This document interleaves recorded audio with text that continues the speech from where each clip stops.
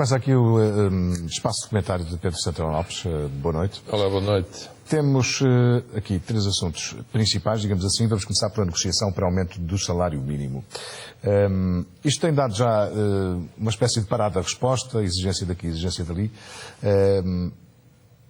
É eleitoralista esta medida do Primeiro-Ministro, não? Quer dizer, a medida é positiva. É melhor haver aumento do que não haver, como diria o Monsieur de la Palice. Mas quer dizer, a questão é que as eleições... Mas há quem diga por causa disso que havia de haver eleições de 6 em 6 meses. Sim, mas a questão é que as eleições... Eu acho que o aumento do salário mínimo não surge... Como é que eu ia dizer? Eu não estou a dizer que não interessa ao Primeiro-Ministro e ao Governo por causa de eleições, mas acho que não surge por causa disso, ou principalmente por causa disso. Acho que era difícil aguentarem mais sem subir o salário mínimo, estando a economia a dar os sinais que está a dar. Ou seja, podendo minimamente ou mais beneficiar disso, em termos eleitorais, que eu não acredito também que os portugueses vão muito nessa cantiga já, acho que os portugueses sabem cada vez mais distinguir o que tem sabor de eleitoralismo do que não tem. Acho é que com aquilo que o próprio Governo proclama, e que são dados objetivos dos indicadores de cooperação económica, não fazia sentido não levantar o bloqueio que está em prática desde 2011 em relação ao salário mínimo. Hoje o CDS-PP vem dizer que concorda com a subida do salário mínimo, que deve ser negociada, mas lembra que no memorando, ou seja, só quando sair o ajustamento terminar, a saída da Troika, que será permitido. Mas a própria Troika já mostrou abertura para que isso possa acontecer, não é? Sim, já mostrou alguma compreensão e acho que, enfim, é um sinal de lucidez dos membros da Troika, porque de facto os trabalhadores portugueses foram sujeitos a um tal aperto, a um tal ajustamento nas suas remunerações, que este é um sinal mínimo de esperança de compensação. Embora eu não queira deixar de sublinhar aquilo que, no que me respeita, é convicção profunda desde há anos. Deve estar sempre relacionado qualquer aumento salarial com o aumento da produtividade, aumento e melhoria da produtividade. Os trabalhadores estão dispostos a isso, estão disponíveis para isso, tem que haver contrapartidas. Os patrões também dizem que sim, mas essa é a batalha principal de Portugal. Houve um primeiro-ministro chamado Vasconcelos, general Vasconcelos, que falava na batalha da produção. Aqui não falo na batalha da produção, falo na batalha da produtividade. Tem que ser uma batalha que o país tem que assumir, porque a nossa produtividade é metade da média europeia. Metade da média europeia. E as centrais sindicais normalmente dizem, mas também precisamos de melhores condições de segurança, de higiene de trabalho, outras precisamos de mais creches. São questões que se ligam também com as da natalidade, algumas, sem dúvida nenhuma. Mas Portugal não pode, até porque quanto mais e melhor produtividade houver, menos apertos salariais terão que existir, porque aumenta a competitividade dos produtos portugueses, por esse lado. O que vai começar agora é esta disputa. Então, e o aumento é quanto? Como sabe, o salário mínimo hoje em dia está em 485. A CGTP fala em 515 euros. 515. Agora começa o leilão do salário mínimo. O Bloco de Esquerda vai falar em 545 euros. Portanto, vamos ver quanto é que o PC dirá. Mas não deverá andar longe do valor da CGTP. Portanto, tudo aquilo que vier a ser decidido ou aprovado em sede de concertação social, já, não vou dizer saberá há pouco, mas haverá espaço, margem de manobra para as centrais sindicais, principalmente a CGTP, dizer que foi pouco ou que o Governo ficou aquém daquilo que devia, ou seja o que for. Devo dizer que aqui tem havido como é que lhe dizer, acho que uma atitude notável do secretário-geral da UGT, este novo secretário-geral, Carlos Silva, que desde que tomou posse fez desta questão uma questão central para si e para a sua central sindical e agora procura puxar pelo Governo, agarrar cada palavra do Governo, não deixando fugir no sentido de segurar a decisão e o valor tanto quanto possível. E por isso mesmo penso que ele pode desempenhar aqui um papel crucial, os dirigentes patronais também, o da Confederação de Comércio veio hoje dizer que acima de 500 euros tem que haver contrapartidas para as confederações. Vamos ver que tipo de contrapartidas é que estão a exigir, mas eu julgo que são referentes exatamente a esse aumento e melhoria da produtividade.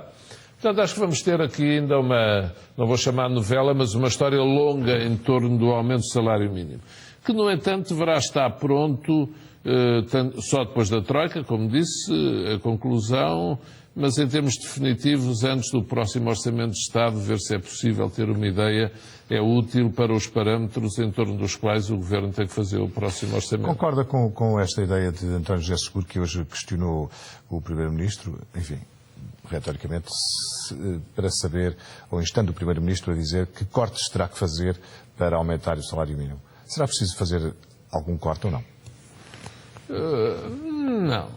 Não. Para aumentar o salário mínimo, não creio. Não creio que a questão se ponha com franqueza. Há alguma folga resultante da execução orçamental do ano passado.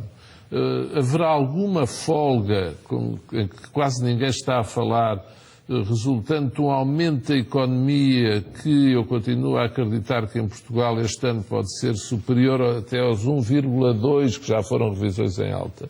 Apesar de hoje ter havido uma revisão um bocadinho em baixa para o crescimento da economia mundial, portanto cerca de 2,5 para os países desenvolvidos, 5, para 2015, cerca de 5,3, 5,4 para as economias dos países emergentes, mas apesar disso, aqui na economia portuguesa, na economia dos países ibéricos, na economia europeia, acho que não vai haver nenhuma revisão em baixa e, em concreto, a portuguesa, eu acho que se pode portar melhor do que as outras devido, de facto, ao grande esforço que está a ser feito no setor exportador. Registro que hoje, durante várias horas ao longo do dia, os juros da dívida portuguesa eram os únicos que estavam com melhor comportamento. Ia descer para os 3,8. Sim, 3,8, o que é abaixo dessa barreira psicológica dos 4% que o Ministro tinha falado. Exatamente, já vamos longe da barreira manchete, já vamos para baixo, dos 4,5%. E eu, enfim, eu chamaria aos 3,5% um pouco a barreira Passos Coelho, porque eu acho que ele apontou sempre nas suas intervenções para que pudéssemos ter juros próximos dos da Irlanda, para termos condições, de facto, de uma saída limpa e efetiva e de voltarmos aos mercados em condições de normalidade. Mas em torno deste aumento do salário mínimo, como digo, bloqueado desde 2011, estava previsto subir até 500 euros, até exatamente... ele foi formalizado, o acordo de 2006, estava previsto subir até 500 euros até 2011. E quando chegou a 2011, foi bloqueado na sequência da intervenção externa. E, portanto, agora, então, haverá o desbloqueio para passar dos 485 para os 500. E outra coisa que é difícil... 515, porque é 500, que era o que estava negociado para 2011, mais a inflação. Mais a inflação. É compreensível, está no seu papel a CGTP, e, portanto, é isso que eu digo. O GT agora deve falar em 510, o PCP em 520, 25, e, portanto, é o leilão do salário mínimo. Vamos ver por quanto é que o Governo arremata, quanto é que o Conselho Permanente de Concertação Social arremata no leilão. O Banco de Portugal mostrou-se preocupado com o BES. Tem-se mostrado bastante preocupado, forçou até algumas imparidades, não é? Não só ao BES, mas especialmente o caso do BES teve mais atenção. Temos um Banco de Portugal mais vigilante? Temos, muito mais, e quer por si, pelo tempo que vivemos, pelo que aconteceu à economia portuguesa, ao sistema financeiro mundial, na sequência do subprime, e também porque vem aí a supervisão bancária a nível europeu, daqui a uns meses, em que alguns bancos, entre eles os nossos principais bancos, estarão sujeitos à fiscalização dessa supervisão centralizada em Frankfurt, centralizada nas autoridades monetárias europeias.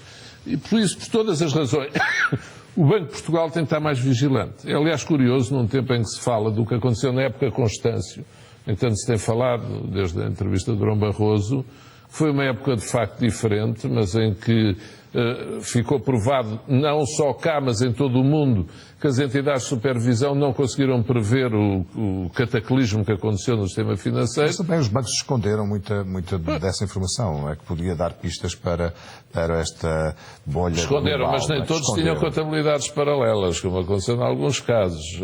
E quer dizer, aquilo que nós temos que nos convencer é de que tem que haver mecanismos eles têm que ser aperfeiçoados até ao ponto de serem eficazes, para a supervisão conseguir detectar movimentos irregulares que aconteçam durante anos nos bancos. E o que não pode acontecer é, quando os bancos não fornecem elementos que são pedidos, as autoridades centrais descansarem sobre isso e, portanto, conformarem-se com essa falta de esclarecimento, como aconteceu aqui com algumas das nossas instituições financeiras que entraram na situação complicada. Aqui o caso do BES.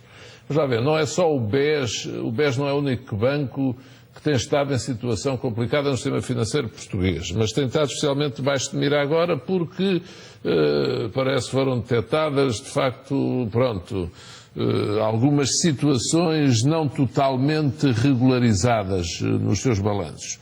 E, portanto, algumas movimentações financeiras que o Banco de Portugal detectou, não estamos a falar de crimes, não estou a falar disso, mas há contas que estão por acertar e por regularizar, ou seja, e por isso o Banco de Portugal pediu para ser assumida para já essa imparidade de 700 milhões de euros para fazer face a um buraco, a um eventual problema existente. Pelo menos em termos de garantias, sim. Exatamente.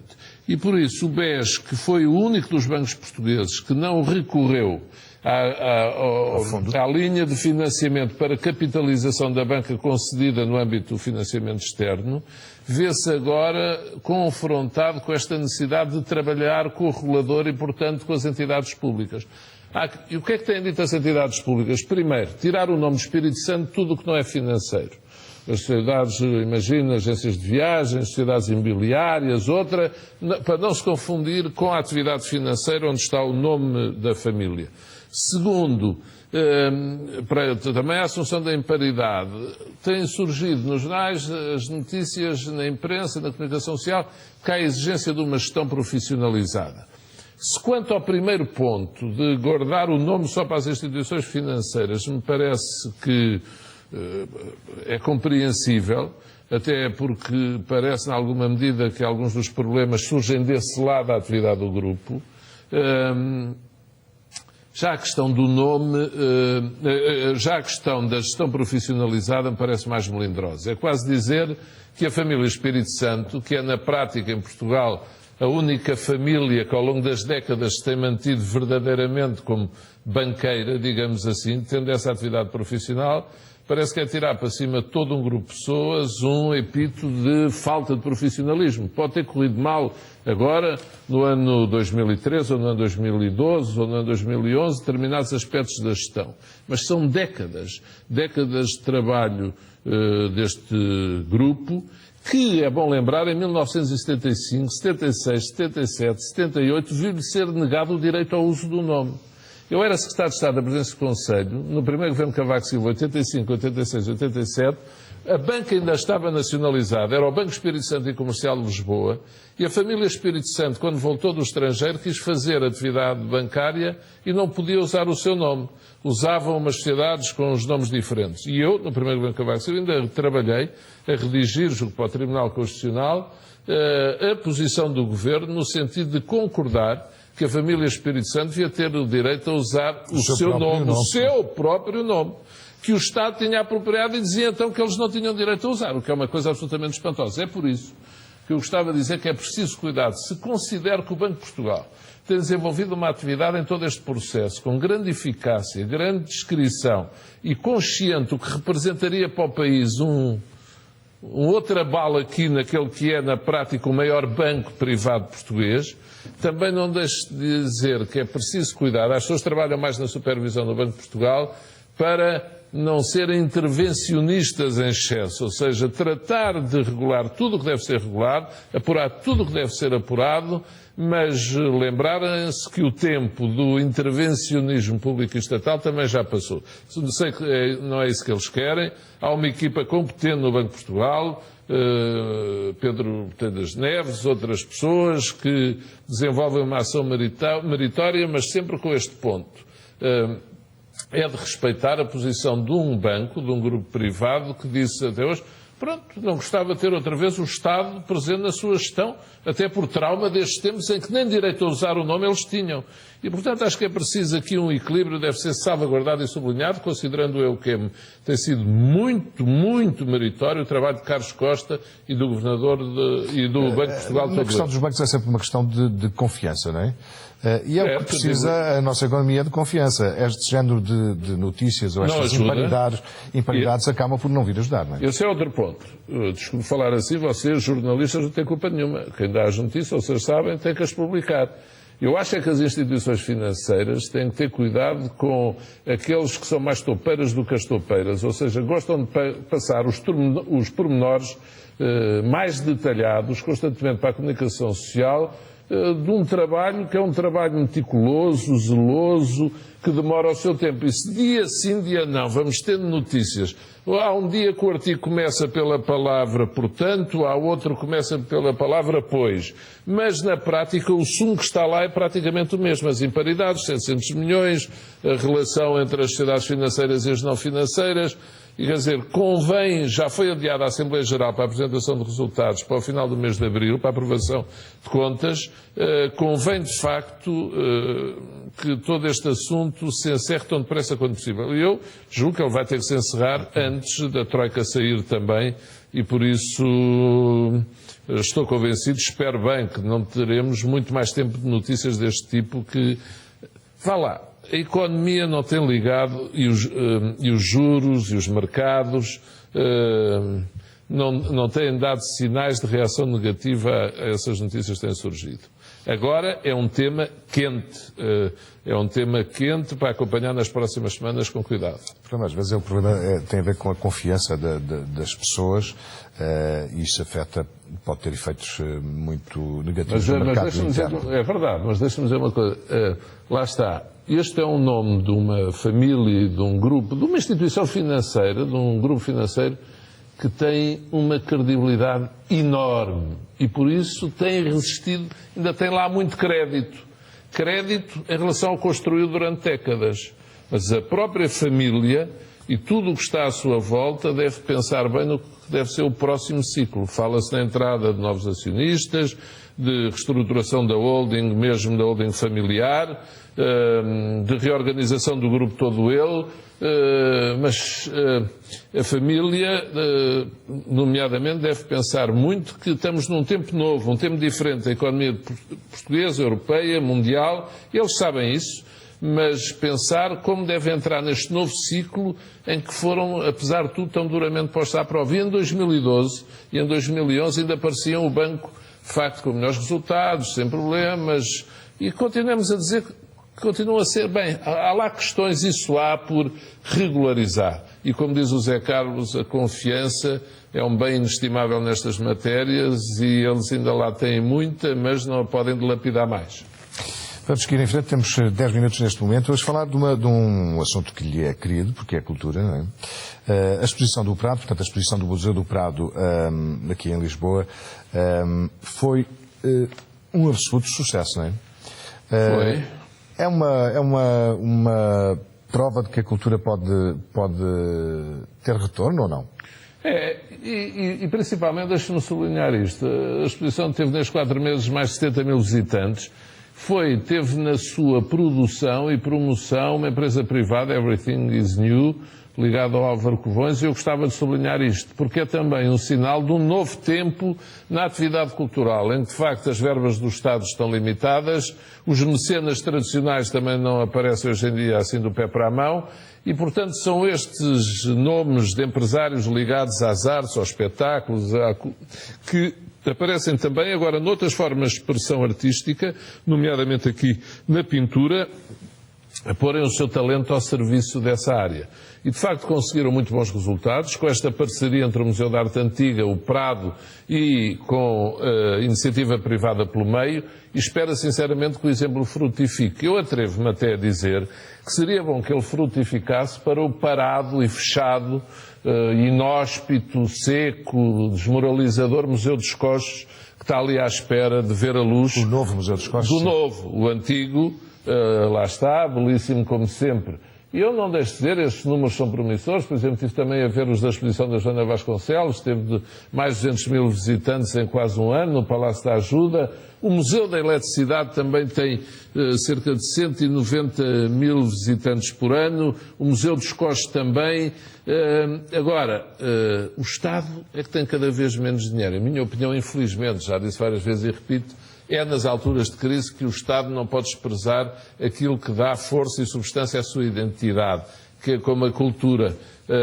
Mas, enfim, a iniciativa privada aqui presente é muito bom sinal e é exemplo. Eu faço aqui esta sugestão: parceria privada para o Museu dos Costos. Haverá quem arrisque?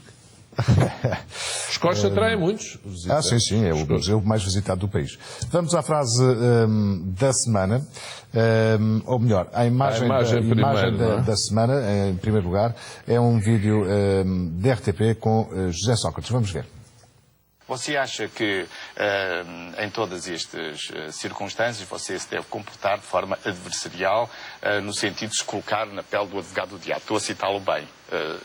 Mas até o advogado do diabo pode ser inteligente e pode perceber, não é? Não basta papaguearmos tudo aquilo que nos dizem para fazermos uma entrevista. Muito bem, fica registado o seu insulto, ao qual não vou responder de resto. Agora deu-me vontade de rir, mas não é para rir. Porque há aqui uma tensão que já vem de há 3 semanas. Suponho que José Rodrigues Santos exerceu o seu papel de jornalista com José Sócrates e agora José Sócrates... andam pegados. Parece que andam pegados, sim. Andam pegados, mas, quer dizer, eu até admito que as pessoas possam pegar numa entrevista, num debate, seja o que for, mas as pessoas podem se pegar. Acho que não. Agora, entrar na via do insulto, acho que é desagradável. Eu acho que foi um momento infeliz de José Sócrates, que é muito dado... Às vinganças? Sim, às vinganças. Ele guardou da outra vez, agora quando te apanhar eu canto, e pronto, lá veio o insulto. Já quando deu uma entrevista ao Expresso aqui há 2 meses, foi sobre mim, mais algumas pessoas foi, sei lá, de bandalho para cima. Pronto, está-se a tornar useiro e vezeiro. E acho que José Sócrates, de quem eu começo a pensar cada vez mais que lhe passa pela cabeça, ou passaria pela cabeça, ficar com o lugar de António José Seguro se não corressem mais resultados nas europeias. E não uma candidatura à presidência da República, mas eu penso que não fica bem ao José Sócrates este tipo de atitudes. E se quer que lhe diga, a minha opinião, independentemente da maior ou menor simpatia que se tenha por cada jornalista, eu acho que ali José Rodrigues Santos teve categoria. Podendo-se achar que ele exagerou umas vezes ou não exagerou, agora insultar é que não vale a pena. E José Sócrates, de facto, não gosta de ser contrariado. É uma coisa que ele não gosta. E às vezes, ontem à noite estava a ouvir dizer isso de Pinta Costa, por causa da história do Quaresma. Estava a ouvir isso num programa de debate televisivo. Pinta Costa não fala sobre José Sócrates, sei de facto que ele não tem paciência nenhuma para ser contrariado, mas pode não gostar e não insultar. Agora vamos ver se ele, porque veja, ele pensa que António Costa pode de facto ser o candidato às presidenciais, que é mais fácil do que ser ele. E Sócrates, em termos de aparelho do PS, tem mais margem de manobra do que António Costa. Se o resultado não for muito mau para António José Seguro... Margem de manobra em relação à liderança do partido. Em relação à liderança do partido. Mas acha possível que os socialistas olhassem para José Sócrates regressado como os socialistas potencial vencedor de eleições, ou não? Os socialistas pensam que sim. Sabe o que é que eu penso? Acha que é um alvo fácil para o PSD ou para a direita? É, mas a questão é esta. Ou a vida corre melhor ao PSD e ao CDS e sobem, ou então, se não corre melhor... o Partido Socialista tende a ser o vencedor das próximas legislativas. E eu acho que passa pela cabeça de Sócrates, pode ser ele. Há uma coisa que não nos conta, mesmo tenha lá estado 6 meses ou 6 anos, eu já não quero voltar, uma coisa, a minha palavra de honra, você duvida em relação a outra corrida, nessa espero que não duvide. Mas 1 ano ou 2 depois de sairmos de lá, tenha uma pessoa lá estado 6 meses ou 6 anos, uma pessoa pensa em tudo aquilo que ficou por fazer, que podia ter feito. Eu acho de certeza que passa pela cabeça. José Sócrates não gosta de perder. Ou seja, não é, nem a feijões, nem a grão, nem a feijão, nem a nada. Mas não acha que José Sócrates quer fazer isso de facto, mas exercer um poder sem ser o titular? Ou seja, exercer uma magistratura de influência que permita forçar, entre aspas, um candidato à Assembleia da República e eventualmente forçar um novo líder do partido, mas sem pessoalmente se envolver nisso? Ou sem ser ele o próprio? Talvez é uma hipótese. Eu não sou íntimo de José Sócrates, não posso fazer nenhuma jura. Há pessoas que quem falo com mais à vontade, Durão Barroso, mesmo Marcelo Rebelo de Sousa. José Sócrates, à medida que o vou ouvindo, isso vai começando a passar pela cabeça que ele vai martelando a história do PEC4, uma história que já sabemos que é. E ele está sempre a fazer este contraste entre o que teria sido o país se tivesse sido aprovado o PEC4 e o que foi o país depois. Não tenho a certeza. Eu pus a imagem da semana, escolhia por causa da questão da educação, da boa educação, de sermos bem educados, de respeitarmos a diferença. E quem nos questiona. Mas não quero deixar de fazer esta nota. Agora, o mais provável no meio disto tudo é que António José Seguro se consiga manter e disputar ele as legislativas de 2015, como é evidente. Para fechar, em princípio. Para fechar, vamos então à frase da semana. Por contraste. Eu vou dizer, por contraste. É uma frase do Papa Francisco, em conversa com 5 católicos, que diz: eu já errei e ainda erro. Dizem que o homem é o único animal que cai 2 vezes no mesmo lugar. Erros foram grandes mestres para a aprendizagem da minha vida. Eu não diria que aprendi com todos os meus erros, alguns não, porque eu sou teimoso. Lá está. A esquerda hoje em dia tem, e bem, elogiado o Papa Francisco e tem gostado de ver as suas palavras e as suas atitudes. Eu talvez fizesse essa sugestão aqui, olha, a José Sócrates, que esta frase foi dita pelo Papa, estas frases há 3 dias num encontro com jovens, numa conversa com eles, e falou do erro. Há o dogma da infalibilidade do Papa, vem desde 1870 do Concílio I, mas só quando fala em matérias da fé e ex-cátedra.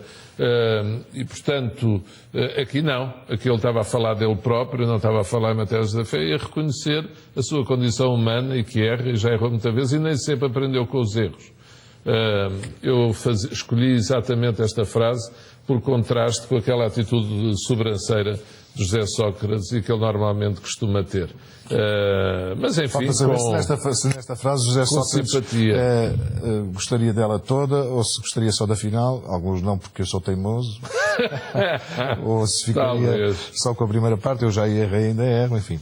Tem aqui várias possibilidades. Obrigado. Espero que os espectadores já estejam a ver o sorriso de Carlos Castro, Benfica a ganhar ao Rio Ave, vai ficar com um sorriso ainda maior daqui a uns minutos quando acabar o jogo. Não, mas este ano já está resolvido, não é? Está resolvido. Espero que também esteja ao segundo lugar.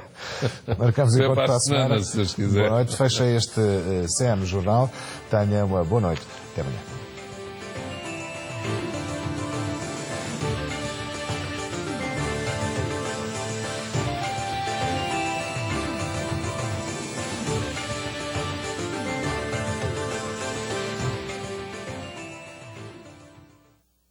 A seguir, Rua Segura.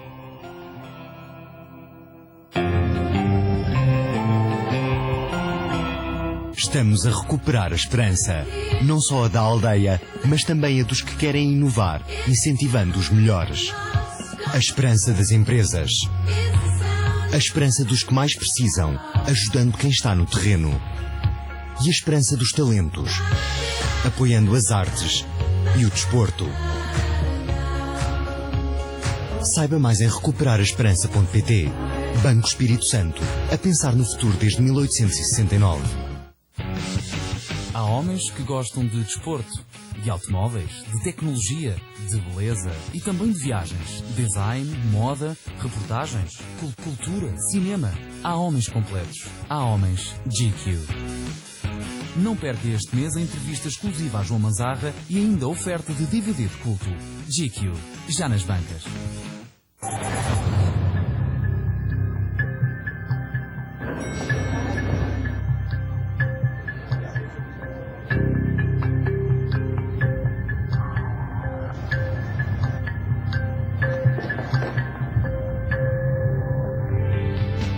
Quando o Montepio e a sua empresa se juntam, ganham os clientes, ganha o seu negócio e ganha a economia. Com o Montepio, quando a sua empresa ganha, ganhamos todos. Montepio, valores que crescem com